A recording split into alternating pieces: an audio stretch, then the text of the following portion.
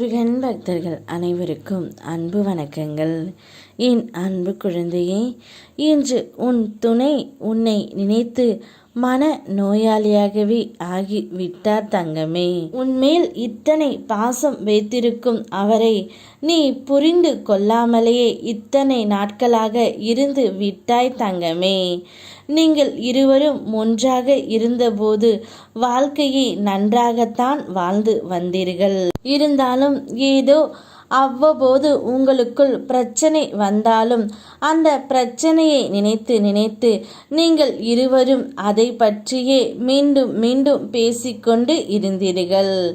ஒரு கட்டத்தில் அந்த பிரச்சனை பெரியதாகி பிரிவு என்ற நிலையை நடைபோடும் அளவிற்கு வந்துவிட்டது. இப்பொழுது பிரிந்த போதுதான் தெரிகின்றது இந்த அளவிற்கு ஒருவருக்கொருவர் நாங்கள் பாசம் வைத்திருக்கிறோமோ என்று. அதனால் நீயும் சரியாக உண்ணாமலும் சரியாக உறங்காமலும் இருக்கின்றாய்.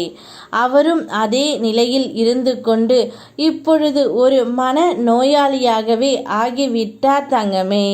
தன் மனதில் உள்ளதை யாரிடமும் கூறவும் முடியாமல், யார் என்ன சொன்னாலும் கேட்கவும் முடியாமல் ஒரு நடுநிலை மனிதரை போல் அவர் இப்பொழுது இருக்கின்றார். அவரை எப்படியாவது நீதான் காப்பாற்ற வேண்டும். எப்பொழுதும் மனதில் எதிர்மறை எண்ணங்களை நினைத்து கொண்டு இருந்தால் அது ஆபத்தில்தான் முடியும்.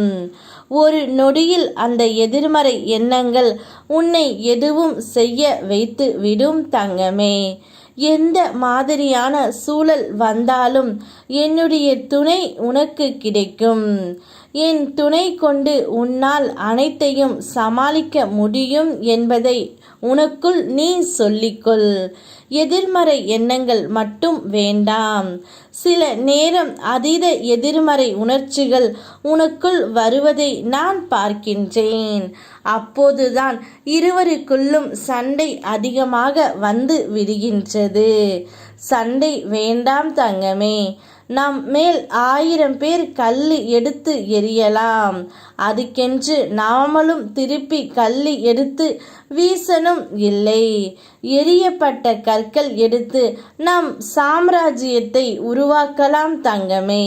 எதுவும் என்னிடம் கூறவில்லை என்றாலும் எனக்கு நன்றாக தெரியும் என் பிள்ளை எந்த சூழ்நிலையில் இருக்கின்றது என்று.